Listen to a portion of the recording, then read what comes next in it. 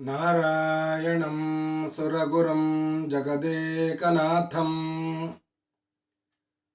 ಭಕ್ತಪ್ರಿಯಂ ಸಕಲಲೋಕನಮಸ್ಕೃತಂಚ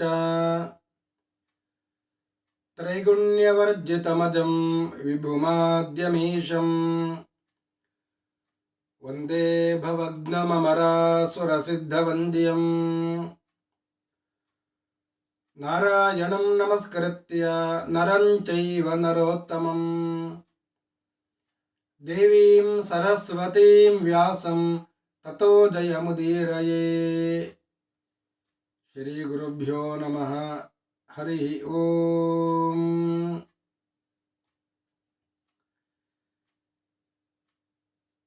ಕೃಷ್ಣ ಹೇಳಿದ,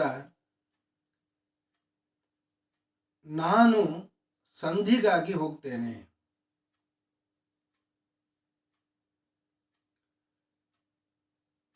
ನಾನು ಹೋದದ್ದು ಅದು ವ್ಯರ್ಥ ಆಗುವುದಿಲ್ಲ.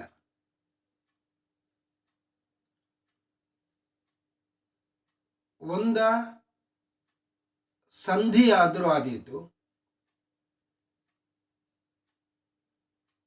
ಇಲ್ಲದೆ ಹೋದರೆ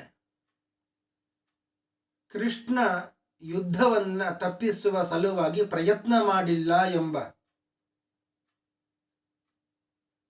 ಬೇಡವಾದ ಸುದ್ದಿ ಅದು ನಿವಾರಣೆ ಆಗ್ತದೆ.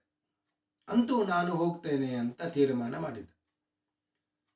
ಕೃಷ್ಣ ಇಷ್ಟು ಹೇಳಿದ ಕೂಡಲೇ ಯುಧಿಷ್ಠಿರ ಹೇಳಿದ, ಕೃಷ್ಣ ನಿನಗೆ ತೋಚಿದಂತೆ ಮಾಡು, ಆದರೆ ಸಂಧಿಗಾಗಿ ಪ್ರಯತ್ನ ಮಾಡುವಾಗ ಸ್ವಲ್ಪ ಜಾಗ್ರತೆ ಅಂತ ಹೇಳಿದ. ಆದಷ್ಟು ಪ್ರಯತ್ನ ಮಾಡಿ ಯುದ್ಧ ಬೇಡ, ಸಂಧಿಯೇ ಮಾಡೋಣ, ಈ ರೀತಿಯಾಗಿ ಪ್ರಯತ್ನ ಪಡುವಂತ ಯುಧಿಷ್ಠಿರ ಹೇಳಿದ. ಭೀಮ ಹೇಳಿದ, ಕೃಷ್ಣ ಎಷ್ಟು ಮಾತ್ರಕ್ಕೂ ಯುದ್ಧವೇ ಬೇಡ, ಆದಷ್ಟು ಸಂಧಿಯೇ ಆಗಬೇಕು ಅಂತ ಭೀಮನು ಕೂಡ ಹೇಳಿದ. ನಾಳೆ ಯುದ್ಧ ಆಗಿ ಕುಲಕ್ಷಯ ಆದಾಗ ಇದೆಲ್ಲವೂ ಭೀಮನಿಂದಲೇ ಆಯಿತು ಅಂತ ಎಲ್ಲರೂ ಹೇಳುತ್ತಾರೆ. ಯಾಕೆ ಅಂದರೆ, ಮೊದಲಿಗೆ ಯುದ್ಧ ಅಂತ ಹೇಳಿ ಇದ್ದವ ಅಂದರೆ ಅವ ಭೀಮ. ಕುಲಕ್ಷಯಕ್ಕೆ ಕಾರಣ ಯಾರು? ಅದು ಭೀಮ ಅಂತ ಆಗಬಾರದು ಅಂತ ಭೀಮನು ಕೃಷ್ಣನಿಗೆ ಹೇಳಿದ, ಕೃಷ್ಣ ಯುದ್ಧಕ್ಕೆ ಪ್ರಯತ್ನ ಪಡಬೇಡ, ಸಂಧಿಯೇ ಆಗಲಿ ಅಂತ ಹೇಳಿದ. ಅರ್ಜುನ ಹೇಳ್ತಾನೆ, ಸ್ವಲ್ಪ ದಯಾಲು ಆದ್ದರಿಂದ ಅರ್ಜುನ ಹೇಳಿದ,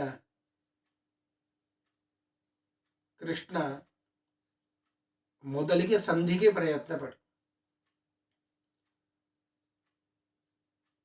ದುಷ್ಟನಾದ ದುರ್ಯೋಧನ ಕೇಳಲಿಕ್ಕೆ ಇಲ್ಲ, ಎಷ್ಟು ಮಾತ್ರಕ್ಕೂ ಕೇಳುವುದಿಲ್ಲ ಅಂತ ಅಂದರೆ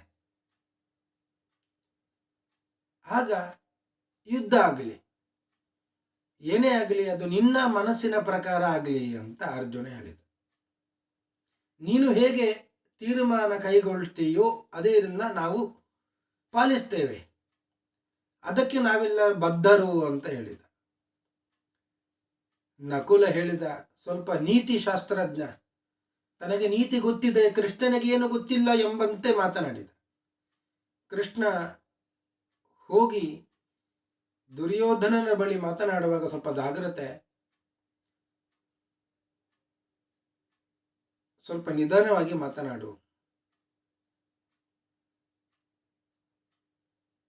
ಅದಕ್ಕೂ ಕೇಳಲಿಲ್ಲ ಅಂದರೆ ಸ್ವಲ್ಪ ದಾನ ಏನಾದರೂ ಕೊಟ್ಟು ಮಾತನಾಡು, ಇದಕ್ಕೂ ಬಗ್ಲಿಲ್ಲ ಅಂತಾರೆ ಕೊನೆಗೆ ಯುದ್ಧ ಅಂತ ತೀರ್ಮಾನ ಮಾಡು. ಮೊದಲಿಗೆ ಯುದ್ಧ ಮಾಡ್ತೇವೆ ಅಂತ ಹೇಳಲಿಕ್ಕೆ ಹೋಗಬೇಡ. ಈ ರೀತಿಯಾಗಿ ಕೃಷ್ಣನಿಗೆ ಏನು ನೀತಿಯೇ ಗೊತ್ತಿಲ್ಲ ಎಂಬಂತೆ, ತಾನು ದೊಡ್ಡ ನೀತಿ ಶಾಸ್ತ್ರಜ್ಞ ಎಂಬಂತೆ ಮಾತನಾಡಿದ. ಸಹದೇವ ತಾನೇ ದೊಡ್ಡ ಶೂರ ಎಂಬಂತೆ ಮಾತನಾಡಿದ. ಕೃಷ್ಣ ಇವರೆಲ್ಲ ಹೇಳಿದ್ದಾರೆ ಸಂಧಿಗಾಗಿ ಪ್ರಯತ್ನ ಪಡಿ ಅಂತ, ಆದರೆ ನಾನು ಹೇಳುತ್ತೇನೆ, ಕೃಷ್ಣ ಯುದ್ಧಕ್ಕೆ ಪ್ರಯತ್ನ ಪಡಬೇಕು. ಯುದ್ಧವನ್ನೇ ಮಾಡುತ್ತೇವೆ ನಾವು. ನನ್ನ ಶೌರ್ಯವನ್ನು ನಾನು ರಣರಂಗದಲ್ಲಿ ಪ್ರದರ್ಶನ ಮಾಡುತ್ತೇನೆ. ಯುದ್ಧವನ್ನೇ ಮಾಡುವ ಹಾಗೆ ಮಾಡು. ಇದಕ್ಕೆ ಸ್ವಲ್ಪ ಸಹಾಯ ಮಾಡಿದವ ಅಂದರೆ ಸಾತ್ಯಕಿ ಅವ ಕೂಡ ಹೇಳಿದ, ಸಹದೇವನಿಗೆ ಸಹಾಯ ಮಾಡಿದ. ನಾನು ಕೂಡ ಯುದ್ಧವನ್ನೇ ಬಯಸ್ತೇನೆ ಕೃಷ್ಣ ಅಂತ ಹೇಳಿದ. ಇವರೆಲ್ಲ ಇಷ್ಟು ಮಾತನಾಡಿದಾಗ ಪಾಪ ದ್ರೌಪದಿ ದೇವಿಯರು ಅಲ್ಲಿ ಇದ್ದರು. ಇಷ್ಟೆಲ್ಲ ಇವರೆಲ್ಲ ಮಾತನಾಡಿದ್ದನ್ನು ಕೇಳಿ ಬಹಳ ದುಃಖ ಆಯಿತು ದ್ರೌಪದಿ ದೇವಿಗೆ. ಅಶ್ರು ಪೂರ್ಣೇಕ್ಷಣ ವಾಕ್ಯಂ ಉವಾಚೇದಂ ಮನಸ್ವಿನಿ, ಕಣ್ಣುಗಳಲ್ಲಿ ನೀರನ್ನು ತುಂಬಿಟ್ಟುಕೊಂಡು ಕೃಷ್ಣನನ್ನ ಕುರಿತು ಮಾತನಾಡುತ್ತಾಳೆ ದ್ರೌಪದಿ ದೇವಿ.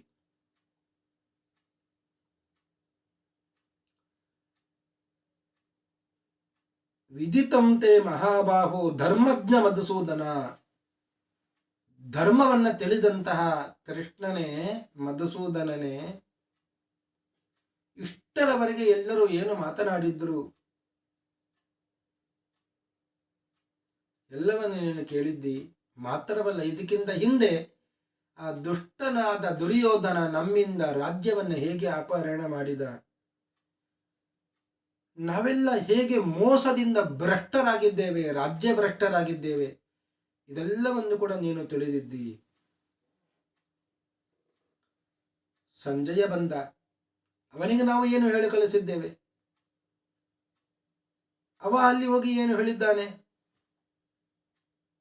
ಇದೆಲ್ಲವನ್ನು ಕೂಡ ನೀನು ತಿಳ್ಕೊಂಡಿದ್ದಿ.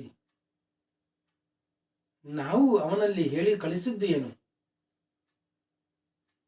ಪಂಚನಸ್ತಾತಧೀಯಂತಾಂ ಗ್ರಾಮಾ ಇತಿ ಮಹದ್ಯುತೆ ಕುಶಸ್ಥಲಂ ವೃಕಸ್ಥಲಂ ವಾಸಂತೀಂ ವಾರಣಾವತಂ. 5 ಗ್ರಾಮ ಕೊಡ್ಲಿ, ಕುಶಸ್ಥಲ, ವೃಕಸ್ಥಲ, ವಾಸಂತಿ, ವಾರಣಾವತ, ಇವು 4. ಇನ್ನೊಂದು ಅವನಿಗೆ ಇಷ್ಟ ಬಂದ ರಾಜ್ಯ ಯಾವುದೂ ಆಗಬಹುದು. ಒಟ್ಟಿಗೆ 5 ರಾಜ್ಯ ಕೊಡ್ಲಿ.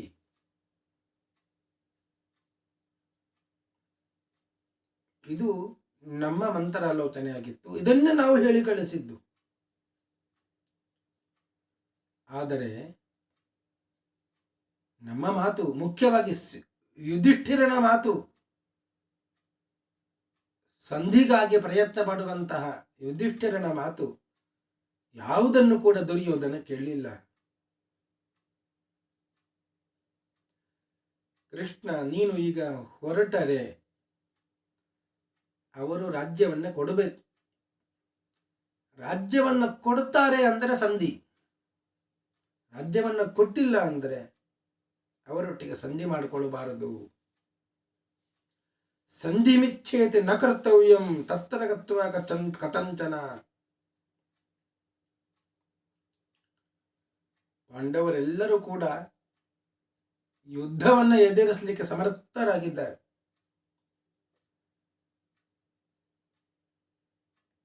ಯಾವ ಸಾಮ, ಯಾವ ದಾನ, ಯಾವ ಭೇದ, ಇದು ಯಾವುದು ಕೂಡ ದುಷ್ಟನಾದ ದುರ್ಯೋಧನನಿಗೆ ಆಗುವಂಥದ್ದಲ್ಲ. ಇದನ್ನೆಲ್ಲ ಪ್ರಯೋಗ ಮಾಡಿ ಅವನಿಂದ ರಾಜ್ಯವನ್ನು ಪಡೆದುಕೊಳ್ಳಿಕ್ಕೆ ಸಾಧ್ಯವೇ ಇಲ್ಲ. ನಹಿ ಸಾಮನ ನ ದಾನೇನ ಶಕ್ಯ ಅರ್ಥಃ ತೇಷು ಕಷ್ಟನ.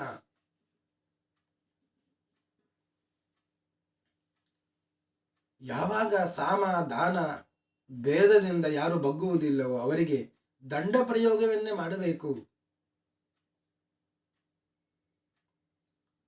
ಅದರಲ್ಲಿ ಕೂಡ ಒಂದು ಹಿರಿಯರು ಮಾತನ್ನು ಹೇಳ್ತಾ ಇದ್ರು, ಅದನ್ನು ಹೇಳುತ್ತೇನೆ. ಯಥಾ ಅವಧ್ಯೆ ಭವೇತ್ ದೋಷೋ ವಧ್ಯಮಾನೇ ಜನಾರ್ದನ ಸವಧ್ಯಸ್ಯ ಅವಧೇ ದೋಷ ಇತಿ ಧರ್ಮವಿದೋ ವಿದುಹು. ಧರ್ಮವನ್ನು ತಿಳಿದವರು ಹೇಳ್ತಾರೆ, ಯಾರು ವಧೆಗೆ ಯೋಗ್ಯ ಅಲ್ಲವೋ, ಯಾರನ್ನ ಕೊಲ್ಲಬಾರದೋ ಅವನನ್ನ ಕೊಂದರೆ ದೋಷ ಬರ್ತದೆ. ಹೇಗೋ ಹಾಗೆಯೇ ಯಾರು ಕೊಲ್ಲಲಿಕ್ಕೆ ಯೋಗ್ಯರು, ಯಾರು ವಧೆಗೆ ಅರ್ಹರು ಅವನನ್ನ ಕೊಲ್ಲದೇ ಇದ್ದರೆ ದೋಷ ಬರ್ತದೆ. ವಧೆಗೆ ಯೋಗ್ಯರಲ್ಲದವರನ್ನ ಕೊಂದರೆ ದೋಷ. ಅದೇ ರೀತಿಯಾಗಿ ಒಬ್ಬನನ್ನ ಕೊಲ್ಲಲೇಬೇಕು, ಯಾಕೆ? ಅವ ವಧೆಗೆ ಯೋಗ್ಯನಾದವ. ಅವನನ್ನ ಕೊಲ್ಲದೆ ಬಿಟ್ಟರೆ ಅದು ದೋಷ ಬರ್ತದೆ. ಇದು ತಿಳಿದವರು ಹೇಳುತ್ತಾರೆ. ಪುನರುಕ್ತಂ ಚ ಪಕ್ಷ್ಯಾಮಿ ವಿಸ್ತಂಭೇನ ಜನಾರ್ದನ. ಮತ್ತೆ ಮತ್ತೆ ಹೇಳುತ್ತೇನೆ ನಾನು ಕೃಷ್ಣ. ಹಿಂದೆ ಬೇಕಾದಷ್ಟು ಹೇಳಿದ್ದೇನೆ, ಇನ್ನೊಮ್ಮೆ ಹೇಳುತ್ತಾ ಇದ್ದೇನೆ. ನನ್ನಂತಹ ಸುಮಂಗಲಿ ಯಾರಿದ್ದಾರೆ ಕೃಷ್ಣ? ಯಾಕೆ ಅಂದರೆ ಯಜ್ಞವೇದಿಯಿಂದ ಎದ್ದು ಬಂದವಳಲ್ಲವೇ ನಾನು.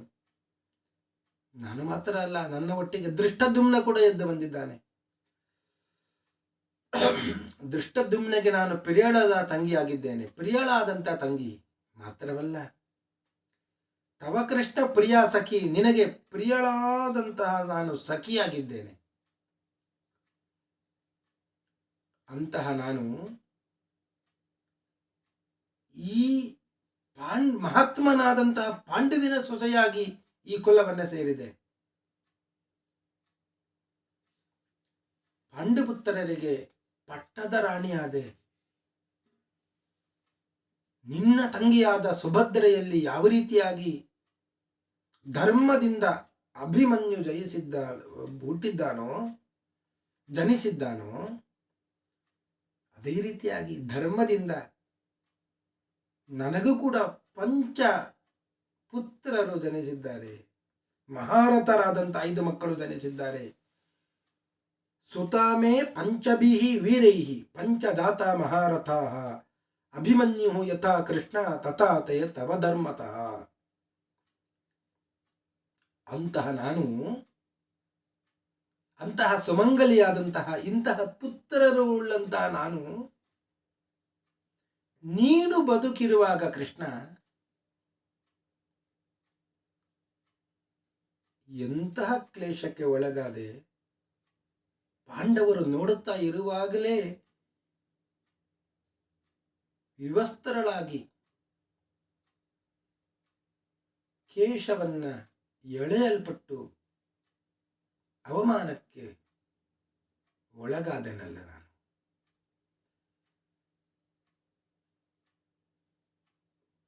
ಪಂಚ ಪಾಂಡವರು, ವೃಷ್ಣಿಗಳು ಎಲ್ಲರೂ ಬದುಕಿರುವಾಗಲೇ ಈ ಪಾಪಿಗಳ ಸಭೆಯ ಮಧ್ಯದಲ್ಲಿ ನಾನು ದಾಸಿಯಾಗಿ ಇದ್ದೆ. ದಾಸಿ ಭೂತಾಸ್ಮಿ ಪಾಪಾನಾಂ ಸಭಾ ಮಧ್ಯೆ ವ್ಯವಸ್ಥಿತ.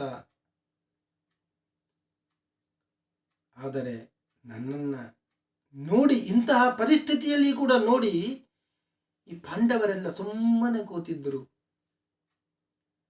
ಇಡೀ ಸಭೆಯೇ ಸುಮ್ಮನೆ ಕುಳಿತಿತ್ತು. ಆ ಸಂದರ್ಭದಲ್ಲಿ ನಾನು ನಿನ್ನನ್ನ ಮನಸಾ ಭಕ್ತಿಯಿಂದ ಕರೆದೆ. ಪಾಹಿ ಮಾಂ ಇತಿ ಗೋವಿಂದ ಮನಸ ಚಿಂತಿತೋಸ್ಮಿ ಮೇ. ಭಕ್ತಿಯಿಂದ ಗೋವಿಂದ ಅಂತ ಕರೆದೆ. ನೀನು ಬಂದು ನನ್ನನ್ನು ರಕ್ಷಣೆ ಮಾಡಿದ್ದಿ. ಈ ಸಂದರ್ಭದಲ್ಲಿ ಧೃತರಾಷ್ಟ್ರ ಕೇಳಿದ, ಪಾಂಚಾಲಿಯೇ, ಈ ಸಂದರ್ಭದಲ್ಲಿ ನನ್ನಿಂದ ವರ ಪಡ್ಕೊಳ್ಬಹುದು, ನೀನು ಏನು ಬೇಕು ಕೇಳು ಅಂತ ಕೇಳಿದಾಗ ನಾನು ಕೇಳಿದ್ದೇನು, ನನ್ನ ಗಂಡಂದಿರು ದಾಸ್ಯದಿಂದ ಮುಕ್ತರಾಗಲಿ ಅಂತ ಕೇಳಿದ್ದು. ನಾನು ದಾಸ್ಯದಿಂದ ಮುಕ್ತರಾಗಬೇಕು ಅಂತ ಕೇಳಿದ್ದು. ದಾಸ್ಯದಿಂದ ಏನೋ ಆದೆವು, ಆದರೆ ವನವಾಸ ಅಂತೂ ಪ್ರಾಪ್ತಿಯಾಯಿತು.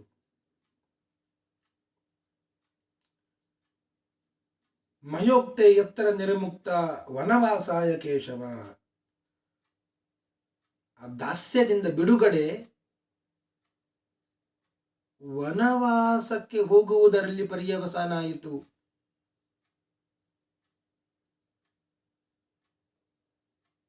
ಇಂತಹ ಎಲ್ಲ ದುಃಖವನ್ನು ನಾನು ಅನುಭವಿಸಿದ್ದೇನೆ.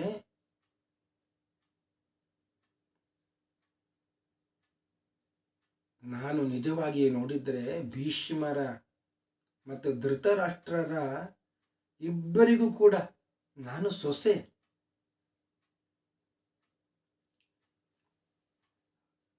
ಆದರೂ ನಾನು ದಾಸಿಯಾಗಿ ಬಿಟ್ಟೆ. ಇಷ್ಟೆಲ್ಲ ಅವಮಾನ ಆದರೂ ನಿನ್ನ ದಯೆಯಿಂದ ನಾನು ಬದುಕು ಉಳಿದಿದ್ದೇನೆ.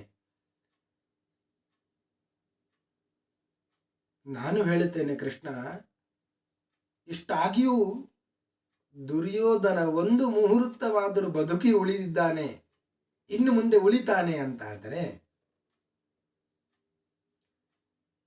ಅರ್ಜುನನ ಧನುರ್ವಿದ್ಯೆಗೆ ಧಿಕ್ಕಾರ ಇರಲಿ, ಭೀಮಸೇನನ ಬಲಕ್ಕೆ ಧಿಕ್ಕಾರ ಇರಲಿ.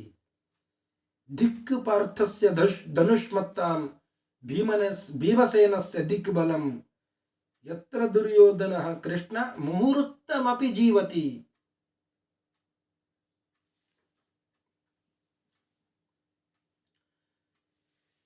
ಕೃಷ್ಣ, ನೀನು ನನಗೆ ಅನುಗ್ರಹ ಮಾಡುವುದೇ ಅಂತಾದರೆ, ನಿನಗೆ ನನ್ನಲ್ಲಿ ದಯೆ ಇದೆ ಅಂತಾದರೆ ನಿನ್ನ ಕೋಪವೆಲ್ಲವನ್ನು ಕೂಡ ಒಟ್ಟುಗೂಡಿಸಿ ಅದು ದುರ್ಯೋಧನನ ಮೇಲೆ ಪ್ರಯೋಗ ಮಾಡು. ಇಲ್ಲಿ ಇಷ್ಟೆಲ್ಲ ಸಂಧಿಗಾಗಿ ಪ್ರಯತ್ನ ಮಾಡಬೇಕು ಅಂತ ಹೇಳ್ತಾ ಇದ್ದಾರಲ್ಲ, ಈ ಮಾತನ್ನ ಕೇಳುವಾಗ ನೀನು ಒಂದನ್ನು ಸ್ಮರಣೆ ಮಾಡಿಕೊಳ್ಳಬೇಕು ಕೃಷ್ಣ. ಆ ದುಶ್ಯಾಸನ ನನ್ನ ಎಡೆಮುರಗಿ ಕೈ ಹಾಕಿ, ಕೇಶಪಾಶಕ್ಕೆ ಕೈ ಹಾಕಿ ತುಂಬಿದ ಸಭೆಗೆ ಎಳೆದು ತಂದಿದ್ದಾನೆಲ್ಲ. ಇಂತಹ ಕೇಶಪಾಸವನ್ನ ನೀನು ನೋಡಿ ಅದನ್ನ ಸ್ಮರಿಸಿಕೊಳ್ಳಬೇಕು.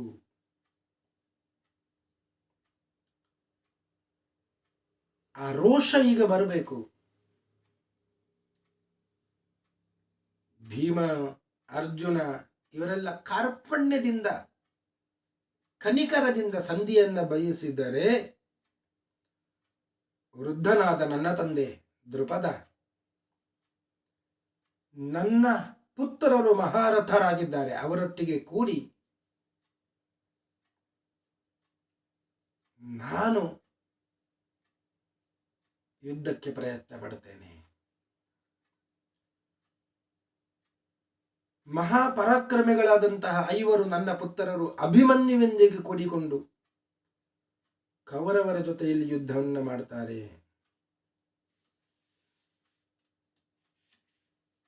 ದುಶ್ಯಾಸನನ ಆ ಕೈಗಳು ನನ್ನ ಕೇಶಪಾಶಗಳನ್ನ, ಸೀರೆಯನ್ನ ಎಳೆದಂತಹ ಕೈಗಳು ಯಾವಾಗ ಯುದ್ಧ ಭೂಮಿಯಲ್ಲಿ ತುಂಡಾಗಿ ಬೀಳುವುದಿಲ್ಲವೋ ಅಲ್ಲಿಯ ತನಕ ನನಗೆ ಶಾಂತಿ ಹೇಗೆ ಉಂಟಾದೀತು?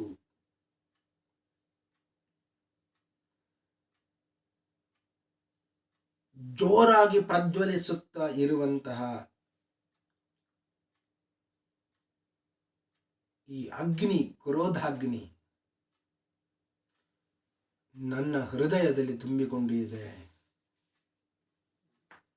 ಇದನ್ನೇ ನಿರೀಕ್ಷೆ ಮಾಡುತ್ತಾ 13 ವರ್ಷಗಳು ಕಳೆದವು.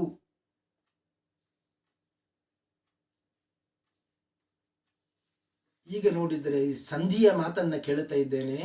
ಈ ಸಂಧಿಯ ಮಾತುಗಳೆಂಬಂತಹ ಶಲ್ಯ, ಈಟಿ ನನ್ನ ಹೃದಯವನ್ನ, ಮನಸ್ಸನ್ನ ಚುಚ್ಚುತ್ತಾ ಇದೆ ಅಂತ ಹೇಳಿ ಧಾರಾಕಾರವಾಗಿ ಕಣ್ಣೀರನ್ನ ಸುರಿಸಿಟ್ಟುಕೊಂಡು ಕೃಷ್ಣನ ಮುಂದೆ ಹೇಳ್ತಾ ಇದ್ದಾಳೆ ದ್ರೌಪದಿ ದೇವಿ.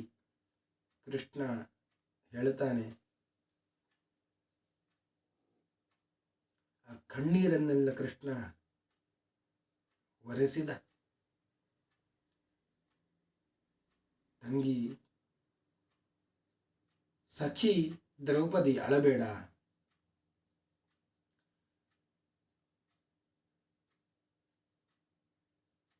ನೀನು ಶೀಘ್ರವಾಗಿ, ಅತಿ ಶೀಘ್ರವಾಗಿ ಕೌರವರ ಪತ್ನಿಯರೆಲ್ಲ ಅಳುವುದನ್ನು ನೋಡುತ್ತೀ. ಆ ಕೌರವರ ಪತ್ನಿಯರು ತಮ್ಮ ಜ್ಞಾತಿಗಳನ್ನ, ಬಾಂಧವರನ್ನ, ಗಂಡಂದಿರನ್ನ ಕಳೆಕೊಂಡು ಅಳುವುದನ್ನು ನೀನು ಶೀಘ್ರವಾಗಿ ನೋಡುತ್ತೀ. ನೀನು ಅಳುತ್ತಾ ಇದೆಯಲ್ಲ ಈಗ, ಅದರಂತೆ ಅವರೆಲ್ಲ ಅಳುತ್ತಾರೆ.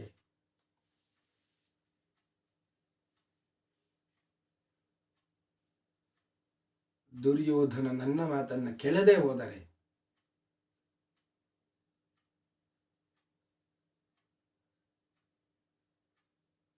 ಯುದ್ಧ ಭೂಮಿಯಲ್ಲಿ ಮಡಿದವನಾಗಿ ನಾಯಿ ನರಿಗಳಿಗೆ ಆಹಾರವಾಗಿ ಹೋಗ್ತಾನೆ. ನನ್ನ ಮಾತು ಎಂದು ಸುಳ್ಳಾಗುವುದಿಲ್ಲ. ಚಲೆಯದ್ದಿ ಹಿಮವಾನ ಶೈಲೋ ಮೇದಿನಿ ಶಕಲಿ ಭವೇತ್. ಹಿಮಾಲಯ ಪರ್ವತ ಬೇಕಾದರೆ ಚಲಿಸಬಹುದು, ಭೂಮಿ ಬೇಕಾದರೆ ಹೋಳು ಹೋಳಾದೀತು, ನಕ್ಷತ್ರದಿಂದ ಕೂಡಿದ ಅಂತರಿಕ್ಷ ಕೆಳಗೆ ಬಿದ್ದು ಹೋದೀತು. ಆದರೆ ನಮೇ ಮೋಘಂ ವಚೋ ಭವೇತ್, ನನ್ನ ಮಾತು ಎಂದು ಸುಳ್ಳಾಗೋದಿಲ್ಲ.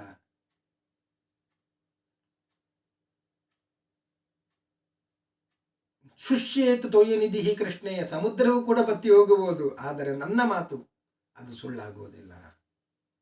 ನಮೇ ಮೋಘಂ ವಚೋ ಭವೇತ್.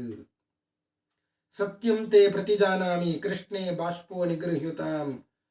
ನಾನು ಪ್ರತಿಜ್ಞೆಯನ್ನ ಮಾಡಿ ಸತ್ಯವನ್ನು ಹೇಳ್ತಾ ಇದ್ದೇನೆ, ನಿನ್ನ ಕಣ್ಣೀರನ್ನು ತಡೆದುಕೋ. ನಿನ್ನ ಪತಿಗಳು ಕೌರವರನ್ನೆಲ್ಲ ಸಂಹಾರ ಮಾಡಿ ಮತ್ತೆ ಸಂಪತ್ತನ್ನ ಹೊಂದಿರುವುದನ್ನು ನೀನು ಅತಿ ಶೀಘ್ರವಾಗಿ ನೋಡುತ್ತೀ, ಸಮಾಧಾನದಿಂದ ಇರು. ಹೀಗೆ ಕೃಷ್ಣ ದ್ರೌಪದಿ ದೇವಿಯನ್ನ ಸಮಾಧಾನ ಪಡಿಸಿದ. ಕೂಡಲೇ ತೀರ್ಮಾನ ಮಾಡಿದ, ಹಸ್ತಿನಾಪುರಕ್ಕೆ ಹೊರಡುತ್ತೇನೆ ಅಂತ ಎದ್ದು ನಿಂತ. ಎಂಬಲ್ಲಿಗೆ ಇವತ್ತಿನ ಉಪನ್ಯಾಸವನ್ನು ಮುಗಿಸ್ತಾ ಇದ್ದೇನೆ. ಶ್ರೀಕೃಷ್ಣ ಅರ್ಪಣಮಸ್ತು.